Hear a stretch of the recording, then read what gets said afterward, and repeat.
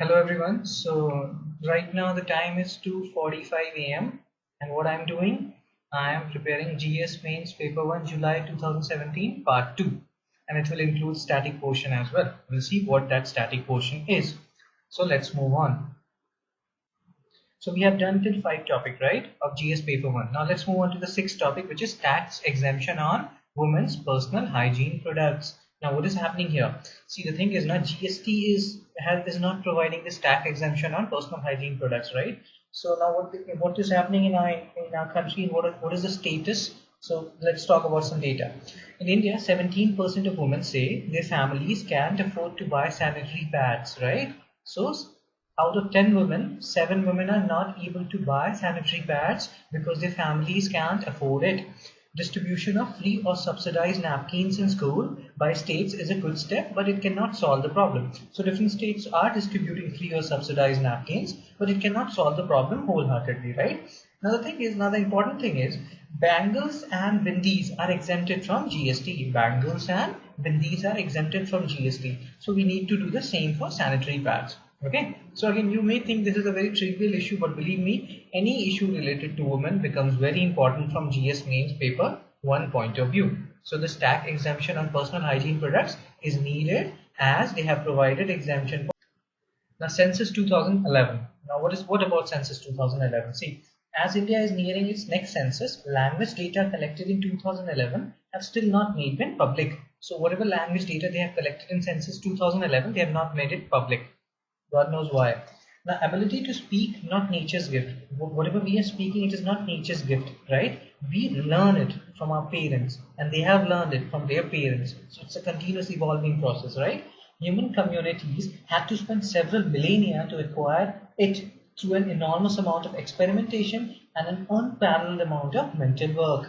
A given language therefore needs to be seen as cultural heritage and intangible possession. So one should not impose his or her language over another people's language, right? Imposition should not be done because a language is a cultural heritage which has developed over a millennia, right? Now, agitation such as the current one for Gokhaland in West Bengal can visit other states as well, and we are right now seeing those things which is happening in southern states, right? So linguistic imperialism should be avoided. Okay, now let's move on. Now, this is the static topic which I was talking about, Indian industrialist contribution to freedom struggle. Now, this is a part of modern India and Indian national movement, right? Now, this is a topic which very few people study, right? Very few people study because very few question comes, right? But I will tell you what are the different provisions. If somebody asks you, or if a 10 marker comes or 12.5 marker comes, where they ask you what is the Indian industrialist contribution to freedom struggle, what will you say? The contribution is in phases, like pre-1920s and post 1920s, right? Why I'm saying pre 1920s? Because in 1920s socialist or socialism started developing in our country, right? So you have to understand what is the contribution of Indian industrialists to freedom struggle. So let's talk about it. Now see, Indian capitalist class grew rapidly from 1914 to 1947 in spite of and in opposition to colonialism. It's not like they supported colonialism. They grew in spite of colonialism. Okay.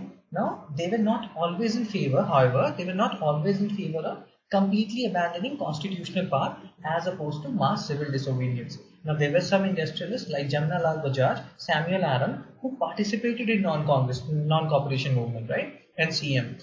But there were certain other industrialists like J.D. Birla, Ambalal Sarabhai, who provided financial support to Congress, but they did not participate actively.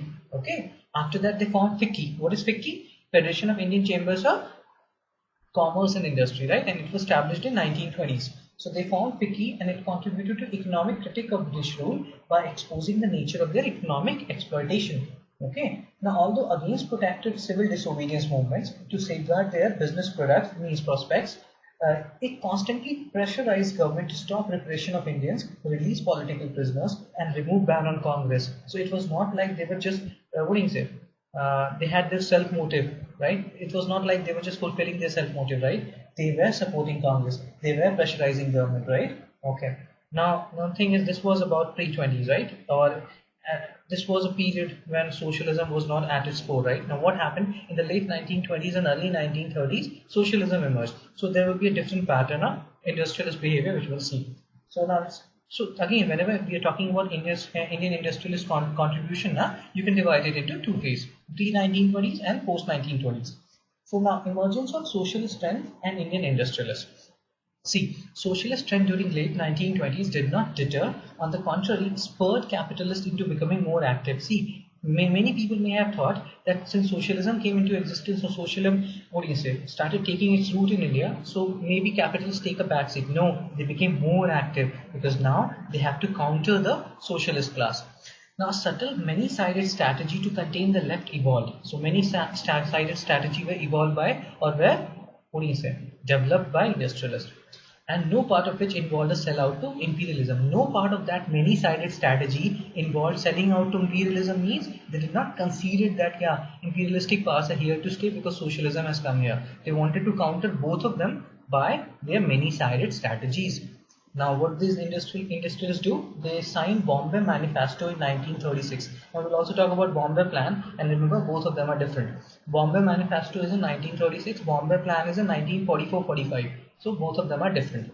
Now, in Bombay Manifesto of 1936, it contained open indictment of Nehru's preaching of socialist ideas. So, they criticized to a certain extent of Nehru's preaching of socialist ideas, because Nehru, as we know, he was pro-socialist, or he was leaning towards the socialism side. And they also did not support bills which went against, but at the same time, see their diversified nature. They also did not support bills which went against overall national interest, such as public safety bill. It was brought about in late 1920s, if I'm not wrong, and public safety bill was aimed at countering or stopping this communist movement, right? Even then, these capitalist class did not support public safety bill.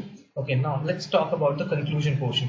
How will you conclude it? So there are two main points in this whole thing, in the conclusion portion. So the first part of the conclusion is, these industrialists played major role in paving development path post-independent India, right? In Bombay Plan, which happened in 1944-45, they advocated partial nationalization of public sector, land reforms, and approved welfare schemes to make society more egalitarian. Second part of that conclusion is, they identified long-term interest of Indians and remained united when a common front was needed. However, simultaneously, they also worked on guiding their commercial interests.